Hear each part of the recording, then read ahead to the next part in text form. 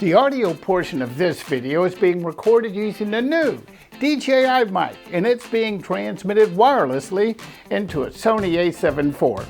As you can hear, it delivers a pretty good sound quality, but I found a few issues. Well, they're head scratchers, and it seems that other reviewers may have overlooked them.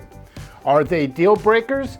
I'll let you be the judge, so stay tuned as that starts right now on the Gadget Guru. As stated, there's quite a few noteworthy and informative videos online that demonstrate all the features and functions of the DJI mic, so I won't waste your time in repeating them. I will say that DJI did a really nice job in creating a rechargeable case that houses the two transmitters and the receiver, and it allows for easy single cable charging while incorporating an internal battery that allows for recharging on the go.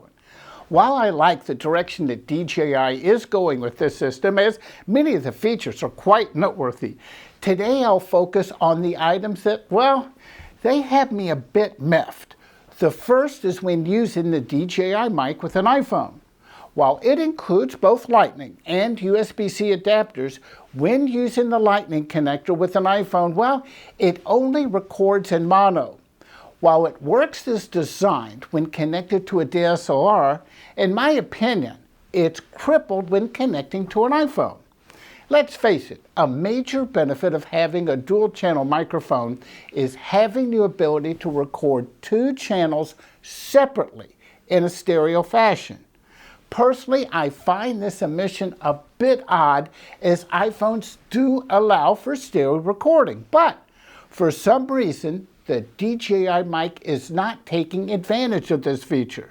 To me, having separate tracks is an important feature, as when editing two-person interviews, you have the ability to adjust each track separately and then blend them back into a dual mono configuration before exporting and uploading.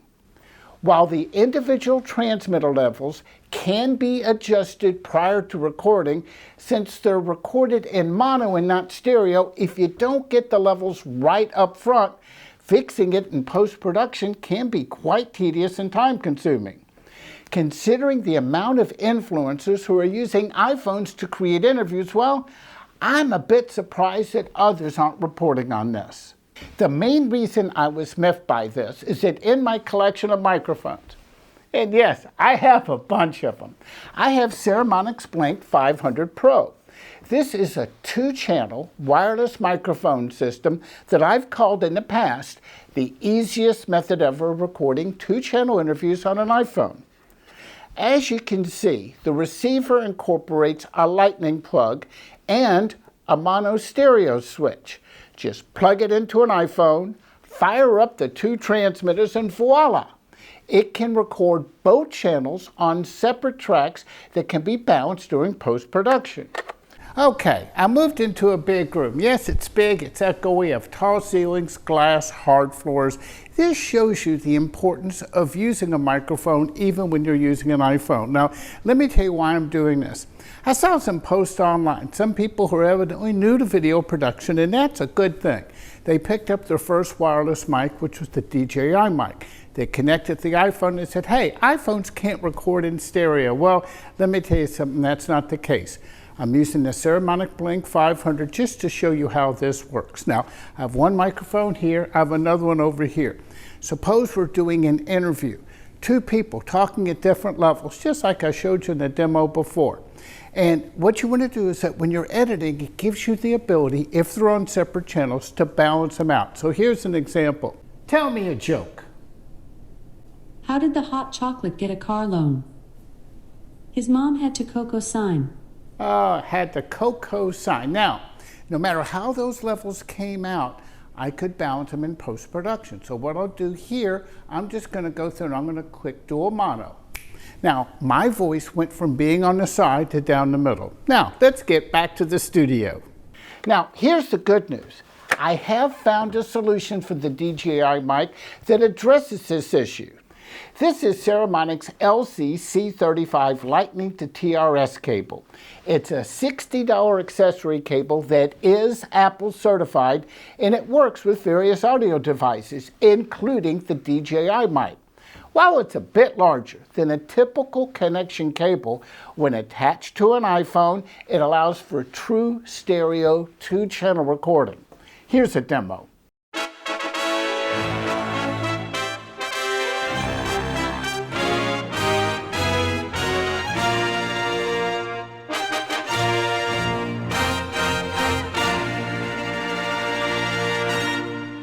The DJI Mic is now connected to the iPhone using the Saramonic LC-C35 cable. Boy, that's a lot to say there. Now, my voice should be coming from both left or right channels. Now, I'm going to separate one. There'll be some bleed over. I'm going to tap.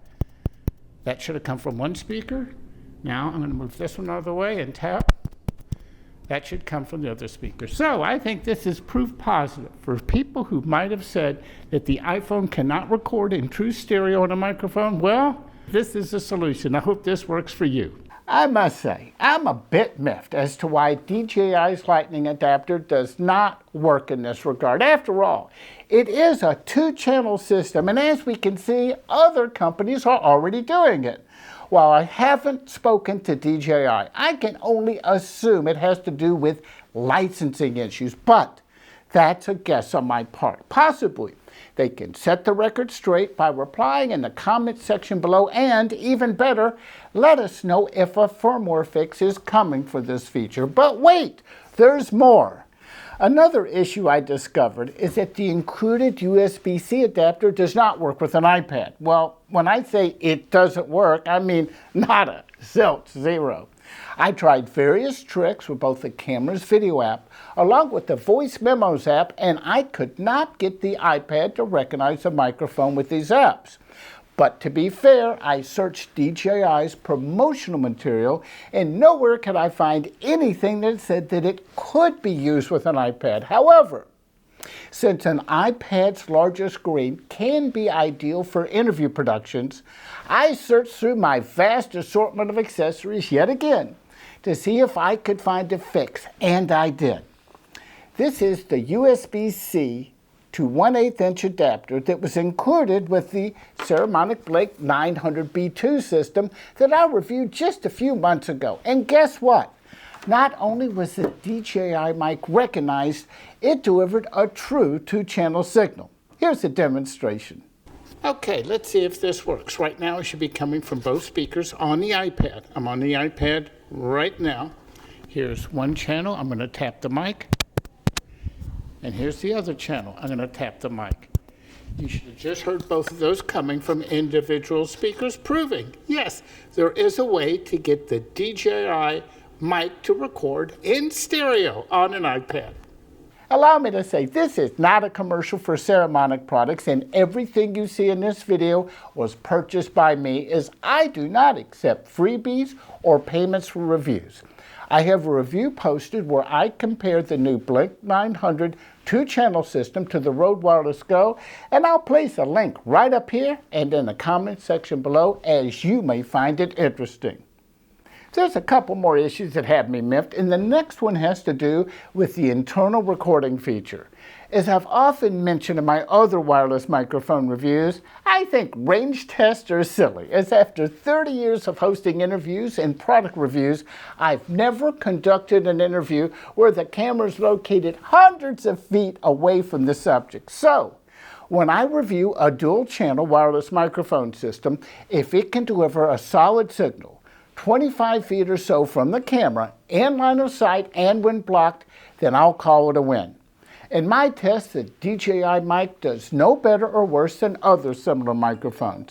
With that said, I really like DJI's method of internal recording, as when long-distance productions are needed, it's an effective method of avoiding any signal losses. Yes, it does require an extra step in synchronizing the files in post-production, but once you've done it a couple times, it's fairly easy.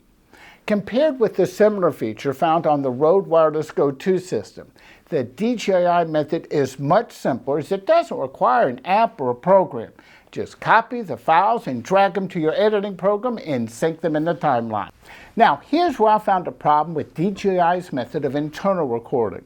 While there are audio level controls for the wireless transmitter and the receiver to go into the camera, as well as the internal camera volume controls itself, I've yet to find a level control for the transmitter's internal recording, as it seems totally independent. When comparing the in-camera recording to the in-transmitter recording on a timeline, as you can see, the audio level of the in-transmitter recording is noticeably lower. Here's what the waveforms of the two files look like before processing. The one on the top is the wireless signal sent to the camera, and the one on the bottom is a signal recorded internally in the transmitter. Now, it appears to be more of a backup safety track than one designed for primary usage. Now, while I can use compressor and volume controls during editing, some of these adjustments can adversely affect the sound quality, and that doesn't seem to be too much assistance to those who don't spend countless hours in production before uploading videos. Hopefully, this is a feature that DJI can address in the future. And there's the external lavalier mic issue. Based on other reports, it seems that many popular lavalier microphones don't seem to work well when attached to a DJI mic transmitter, and some reviewers are reporting a type of hum or interference that could be caused by a lack of shielding with the transmitters. Well, I dug back into the accessories. They're included with the Saramonic Blink 900 2-channel system and tried one of the included mics to see how they would work. Well, I'm happy to say that they performed really well with no issues. But don't take my word for it. Let's give it a try. Here, I have one right over here. You're going to hear some popping in a moment. The microphone is now connected. Now you tell me, I'm going to be quiet for a moment. You tell me if you hear a hum. Okay, I'm going to play with the chords here. And I tell you, I'll see how it sounds when I get back, but when I tried it previously for a few times, I had no problems with it.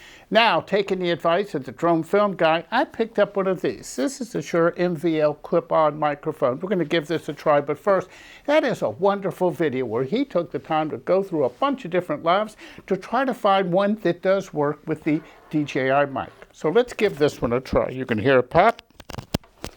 Okay, it now popped, and I'm now going to clip it on. Okay, so you tell me, how does this sound? So here's what I'm going to do. I'm going to stay quiet for a moment. You tell me if there's a hum. And now, let's go ahead and play with the cables to see if it picks up any other noise. So which one sounds better, the Saramonic or the Shure? Let us know in the comments below. Finally, there's one more feature that I'd like to see that has to do with the receiver when connected to a DSLR camera. Since there are other on-camera microphones that have a standby mode that have the ability to automatically power on or power off the microphone when it detects the camera is powered on or off, well, considering the level of adjustability of the DJI mic, I was surprised this feature was not included. While you may call this nitpicking, well, I don't, as I come from old school journalism where it was a reviewer's job to thoroughly compare competitive products and to look at the full feature sets to see, well, how they compare. In summary, all in all, while this is not DJI's first entrance into the wireless microphone business, it is their first entry into the 2-channel market. Allow me to say that even with all my complaints, the DJI mic is noteworthy, and at $329, well, it's a pretty good value, and it is worth consideration. However, like all products, the devil is in the details, and it seems that DJI has some room for improvement in its next generation of 2-channel microphones. Oh, one more thing. I noticed that this right here, this is the Rode Wireless Go handheld unit, that the DJI mic fits on this thing very, very well. Just to show you it works, I'll say this. Questions, comments, and opinions are welcome. And one more thing. If you like this video, you're going to like this one. And if you like that one, you're going to like one of these. That's all for now. I'm the Gadget Guru, Andy Parr.